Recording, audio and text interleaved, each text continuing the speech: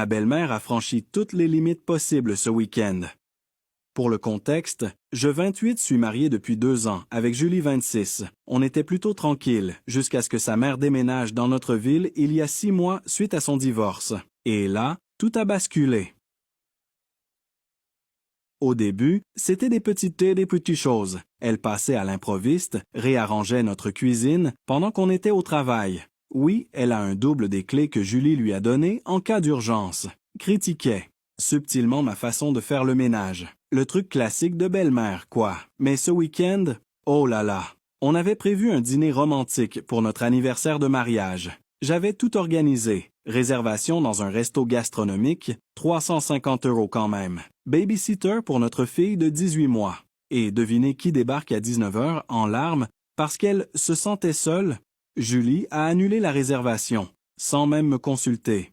On ne peut pas laisser maman comme ça. Non seulement on a perdu les arts, mais la belle-mère est restée. Dormir. Dans notre chambre. On a dû dormir dans la chambre d'amis, dans notre propre maison. Je précise qu'elle n'avait aucune raison valable d'être en crise. Son ex-mari s'est remarié et apparemment, voir leurs photos de vacances sur Facebook l'a bouleversée. Le pire, elle a passé tout le dimanche à nous expliquer comment on devrait élever notre fille. Selon elle, on est trop permissif, parce qu'on ne force pas notre fille à finir son assiette. Elle a même commencé à réorganiser la chambre de la petite pendant sa sieste. La goutte d'eau, elle a accidentellement effacé toutes les photos de notre lune de miel de l'ordinateur. De Julie, en voulant nous aider à faire du tri. Heureusement, j'avais une sauvegarde sur le cloud. Toujours faire des sauvegardes, les gars. Mon beau-père, son ex, m'a appelé hier. Apparemment, c'est exactement comme ça que leur mariage a commencé à se dégrader. Elle devenait de plus en plus contrôlante, utilisait la manipulation émotionnelle, jouait la victime. Ça a duré 25 ans avant qu'il ne craque.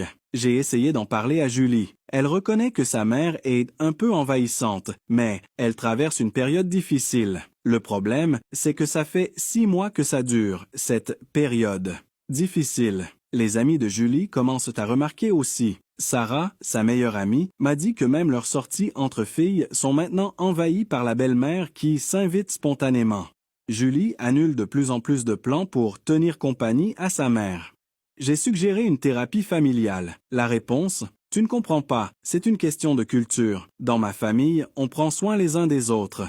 Apparemment, prendre soin signifie laisser sa mère saboter son mariage. Notre conseiller conjugal, oui, on en est là après seulement 2 ans de mariage, dit que Julie doit établir des limites claires avec sa mère. Mais chaque fois qu'on voit il y a une nouvelle urgence, une nouvelle crise. La semaine dernière, elle a commencé à chercher un appartement dans notre immeuble. Julie trouve que c'est pratique. Moi, je vois déjà les visites quotidiennes, les petits plats non sollicités, les critiques constantes. Notre fille commence même à être perturbée. Elle pleure quand sa grand-mère la prend dans ses bras, ce qui arrive sans arrêt, même quand la petite ne veut pas. Mais bien sûr, selon belle-maman, c'est parce qu'on ne l'éduque pas correctement. Je suis à bout. J'aime ma femme, j'aime notre vie ensemble, mais je ne peux pas imaginer 25 ans comme ça. Je me retrouve à faire des calculs débiles, genre, elle a 58 ans, statistiquement, combien d'années ça peut durer? Je sais, c'est horrible de penser ça. J'ai besoin de conseils concrets. Comment gérer ça sans détruire mon mariage? Est-ce que quelqu'un a déjà vécu une situation similaire?